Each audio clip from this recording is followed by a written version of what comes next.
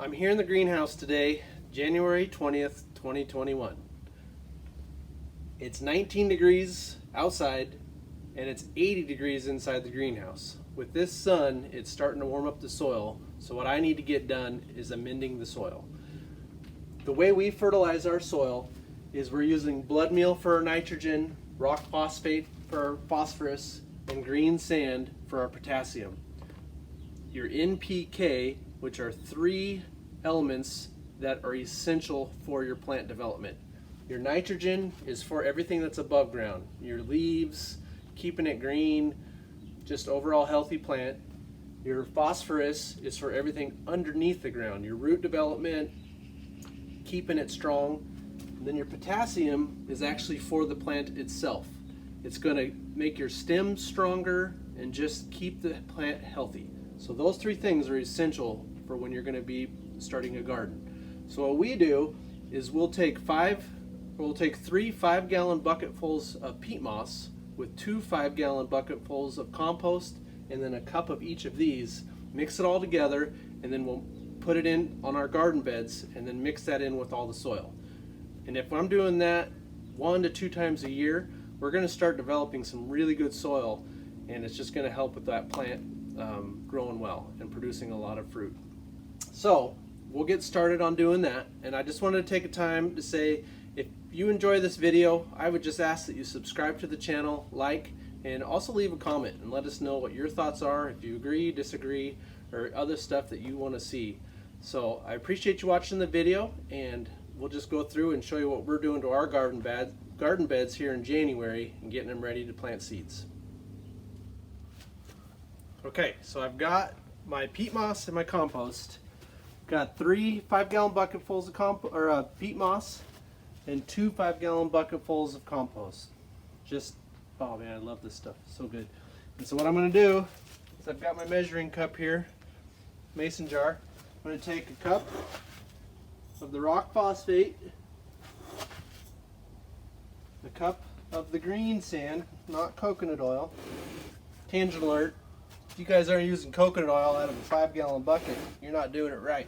So I've got my super scientific buckets here that tell me exactly what I got. And you're just going to sprinkle this on your mixture here. And we're going to get a cup of blood meal. We're going to throw it in there. And then we'll mix all this up really good. And then we're going to put it on the garden beds.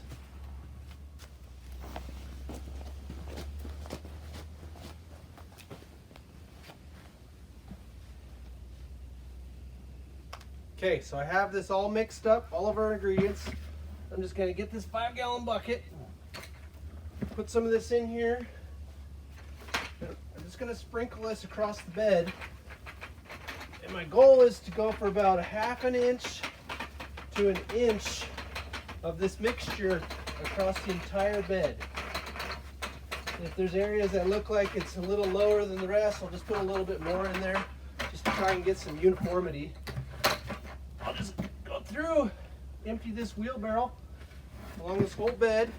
It's going to take about 4 wheelbarrow loads to do this entire row. This row is 64 feet long by 30 inches wide. So whatever the math is there, I just do it in 5-gallon bucket increments. And I'll get all this covered, and then I'll take my cultivator and cultivate it into the ground and get it all uniform and level, just so it's ready to start putting some seeds down. So I'll just go ahead and get this done, and I've actually recruited some help for the rest of the beds, as the girls are going to help me. It's 80 degrees in here, so we're going to be sweating.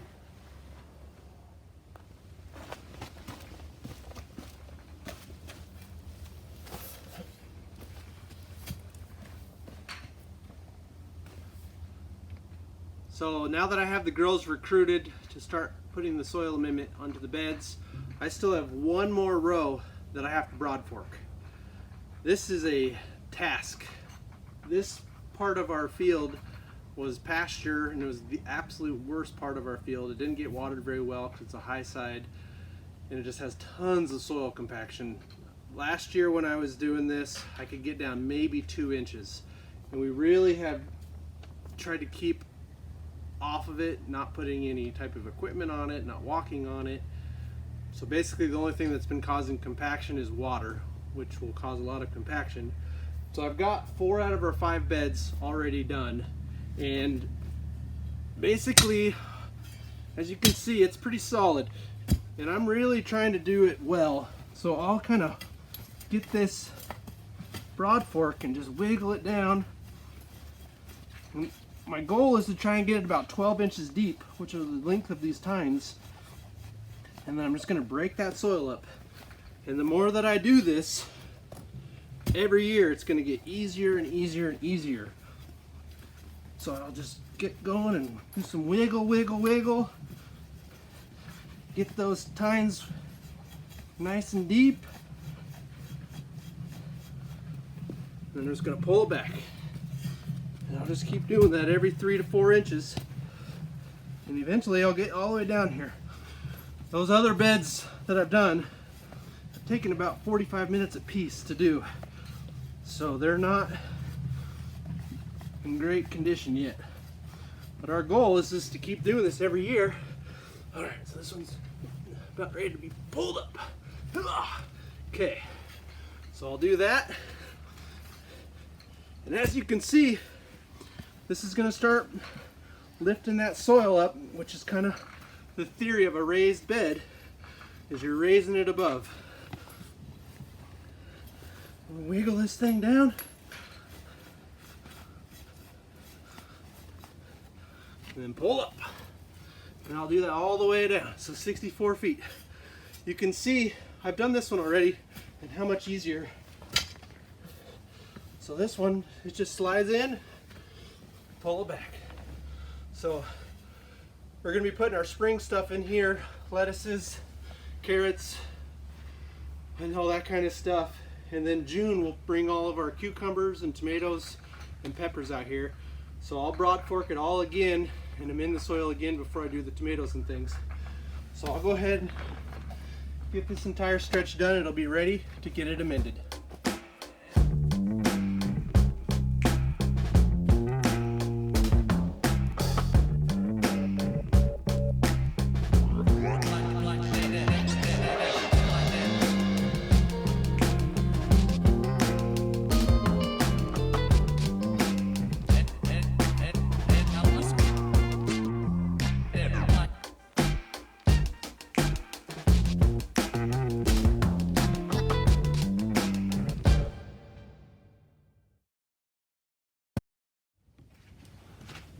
So as you can see, I've got this whole thing broad forked, and Zeke's laying in it, compacting it for us.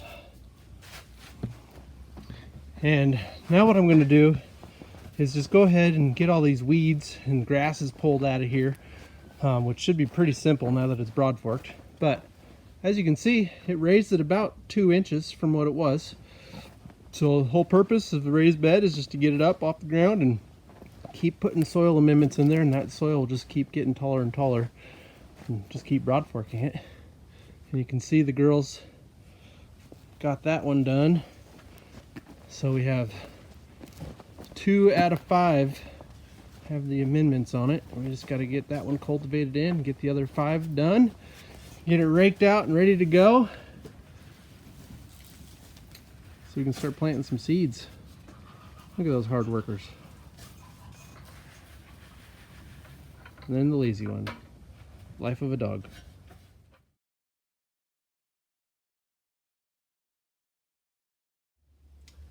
Okay, we've got the garden beds all amended.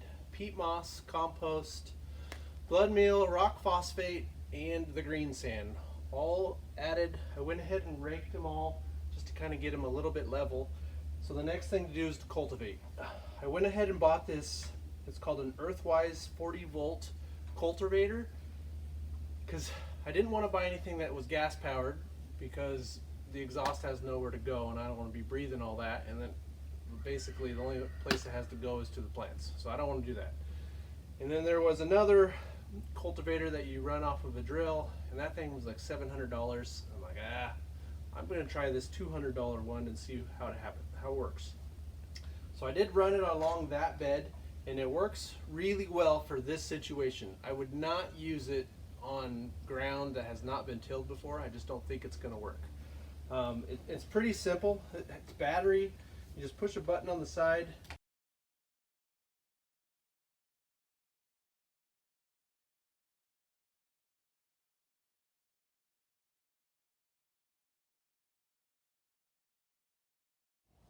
Okay, so continuing on the bed preparation.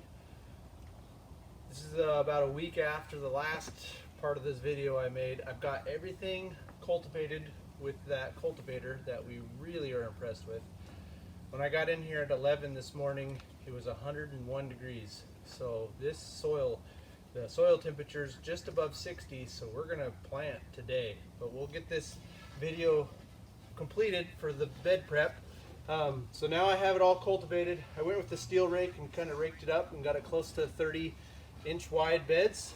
This landscape rake is 36 inches. So now I'm just gonna go through and just level this out and just get it ready for the seeds. So pretty simple, just getting it leveled out, trying to keep it around 36 inches or 30 inches. So 3 inches of overhang on my rake and I should be at 30 inches. We're just trying to get it close. And I'll go ahead and I'll get this done to all of our beds and we'll continue on to the next step.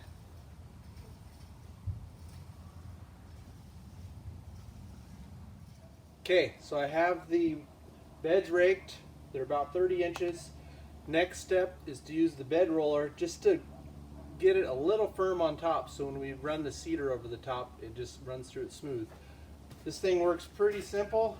You just basically push it over your bed and it'll compact it down just a little bit.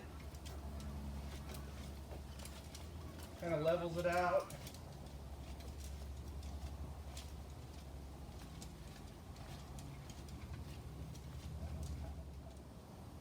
Okay, so we have all of these garden beds prepped and ready for seed. If you follow these steps, you're going to highly increase your chances of good plants that have a good soil base with nutrients to grow and produce a lot of produce. So I hope you enjoyed this video. The girls and I had a good time doing it. It was a lot of hard work, but well worth it. So enjoy your day.